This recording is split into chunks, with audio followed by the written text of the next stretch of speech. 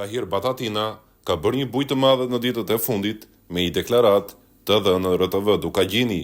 Batatina nxori një ide të rëndësishme normale, teksa u shpreh se do t'i propozonte Federatës së Futbollit të Kosovës që të dërgonte një letër në FIFA në mënyrë që Shqipëria të mos i marrë me lojtar Kosovës, futbollistë të cilët janë arritur në grup moshat e Kosovës, një rregull ky që nuk ekziston për asnjë kombëtare dhe sigurisht që FIFA nuk mund t'i jepte të drejtë Kosovës në këtë rast.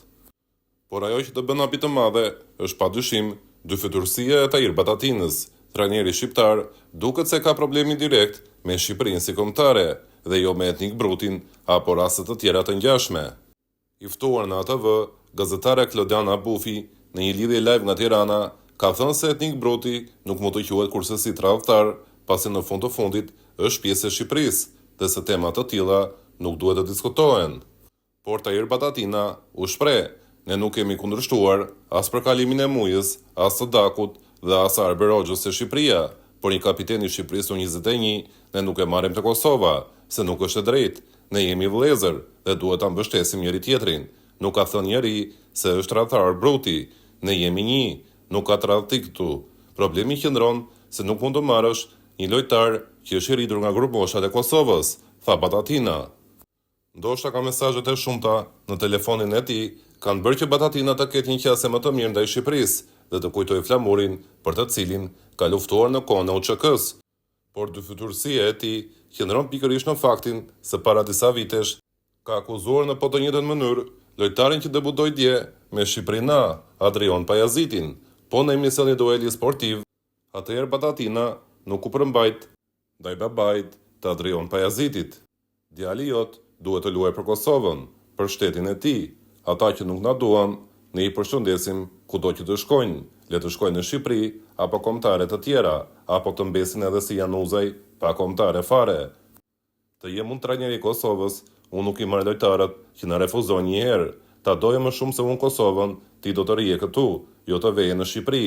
Mos më shqit patriotizëm, ta doje Kosovën, do të rije këtu. Po doje më shumë paran, lekun dhe fëmia jot, inshallah e do lekun dhe shkon në Shqipëri apo edhe në Barcelonë për të luajtur", tha Batatina aso kohë.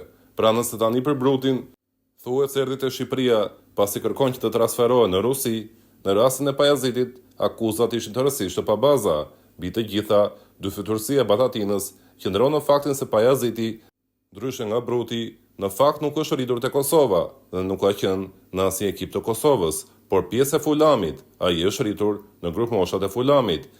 Gjithashtu Pajaziti për herë të parë ka qenë pjesë e Shqipërisë U19, më pas shkoi për 3 ndeshje me Kosovën U21 dhe u rikthye sërish te Shqipëria U21. Duket se problemi Batatinës nuk qëndron në faktin se lojtarë që janë rritur në Kosovë po ikin te Shqipëria, pasi ky nuk ishte rasti i Pajazitit, që i përmendet edhe Adnan Januzaj. Thjesht Batatina dëshiron që lojtarët shqiptar të Kosovës të jenë vetëm pjesë e Kosovës dhe të mos jenë pjesë e Shqipërisë. Kjo është më së e qartë. Në fund, gazetare Klodiana Bufi i ka kujtuar Batatinës se ishte Ilir Daja njeriu që bëri historinë në futbollin e Kosovës, teksa për herë të parë e dërgoi një ekip të Kosovës në arenën evropiane, duke e kualifikuar jo një herë, por 2 herë avazi në Conference League. Edhe këtu Batatina e sfumoi suksesin e bërë nga trajneri i njohur në Shqipëri. Ilir Daja ka pasur një kombëtare te Ballkani, jo një skuadër, por një kombëtare. Lojtarë që kanë luajtur te Ballkani sot janë pjesë e Kosovës, 5-6 lojtarë, tha Batatina. Në fakt e vërteta, qëndron se Ilir Daja është ai që i ka ngritur këta lojtarë në një nivel tjetër, që ata të ftoheshin te Kosova.